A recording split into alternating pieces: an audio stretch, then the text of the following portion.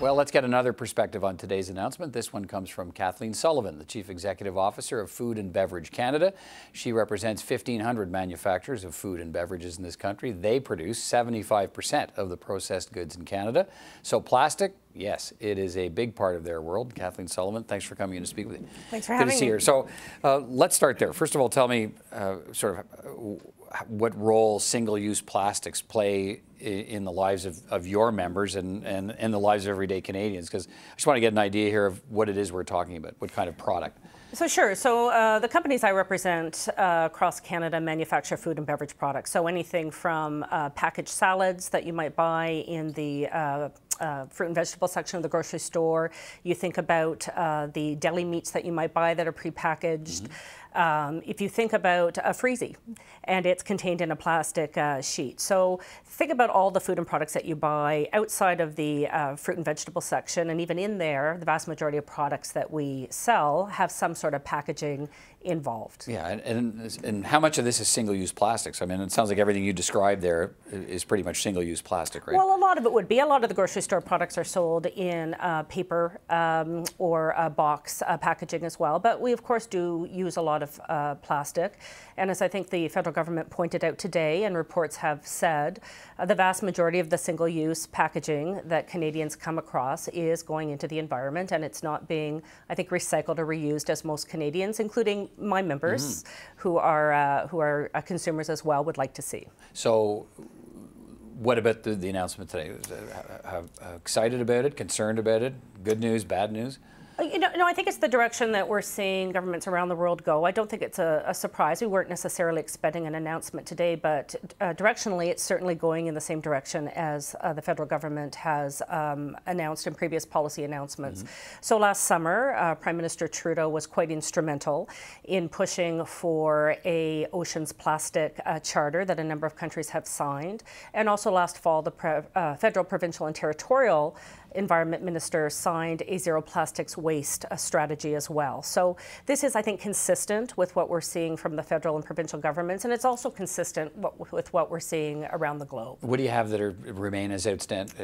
Well, let me go back just a bit. So are your members okay with this? It's one thing to know it's coming, and I guess let's go there. What are the consequences for this? I mean, how far are you down the road, for instance, of looking at alternatives? So if you know this is coming, you got to be thinking, okay, what do we replace the packaged meats single-use plastic with then? I don't think we're as far down the road as anybody would like us to be. And I think part of the problem there, you know, what we really need to do is a number of things. But one is to start to see packaging manufacturers come up with sort of new and innovative packages. So if you think about going to the grocery store and buying a steak or a piece of meat and it comes on a styrofoam tray, what are alternatives? So can we come up with something that is compostable, for example?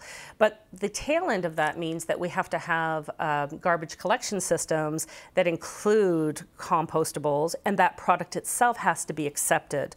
And I think anybody in Canada who's traveled for business or for pleasure knows that municipality to municipality, it's province really to province, uneven. Really uneven. And so I think one of the great things about the federal government's announcement is this recognition they have that whatever we do in this area has to have a pan-Canadian focus. We can't have a system where one province or one municipality like Toronto accepts a certain package and then you go to another province and it doesn't. Right, so but isn't the solution he's proposing today, he's talking about making plastic producers responsible for the recycling of their own waste? That means your members, whatever you produce, you'd have to find a way to then recycle it?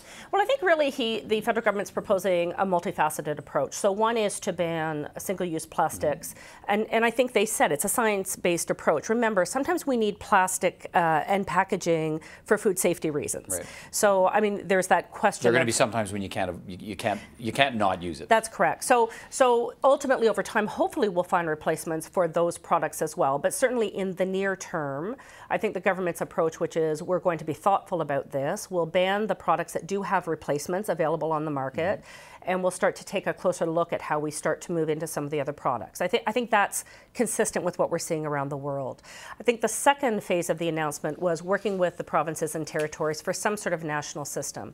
You're absolutely right. Embedded in there is this idea that plastics manufacturers, packaging users, companies like the ones I represent, would somehow be responsible for the diversion of those plastics. That's all we know.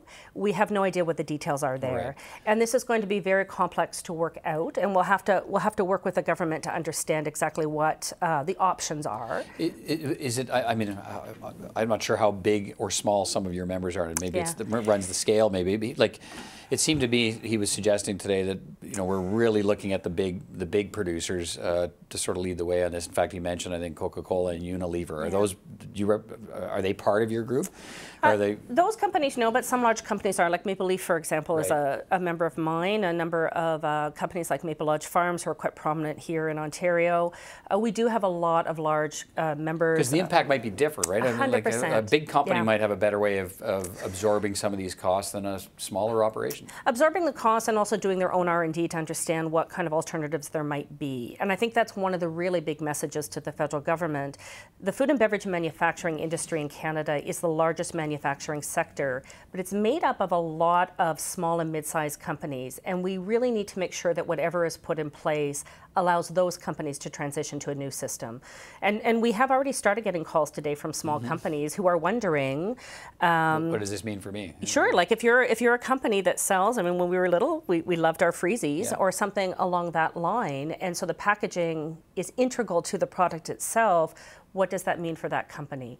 So I think one great thing is that this government has said that the food manufacturing sector, as far as they're concerned, is one of the top economic drivers in this country. So hopefully, when they sit down to look at implementing these policies in real life, they'll also understand that this industry is going to need some time to transition, especially the small and mid-sized companies. What about the timeline of 2021? Is that reasonable? Well, the 2021... He did say as early as 2021, so it does leave some wiggle room. Well, you know, the 2021 timeline seemed to be specifically associated with the single-use plastic, so probably more realistic, although we are in an election year. So doing something by 2021, I mean, let's face it, the government will, for all intents and purposes, shut down over the summer from a consultation standpoint. So we really are looking at probably early 2020 to start any real consultations on this or any other policy initiatives. Let me ask you this, because we heard from Andrew Scheer saying that he's not as big a fan of the banning idea as he would have been of incentives to have sort of industry do it, you know, I guess phase it out over time on its own, I guess. What do you think of that? Is this something industry would have been prepared to do to eliminate single-use plastics if there wasn't a government saying it's going to be banned by 2021? Was it going to happen on its own or not? I don't know, and I think that most companies, and I think most Canadians watch the news, they've seen the stories of the plastics that are getting into the ocean. They understand that plastics is a problem, that we need to find ways to address it.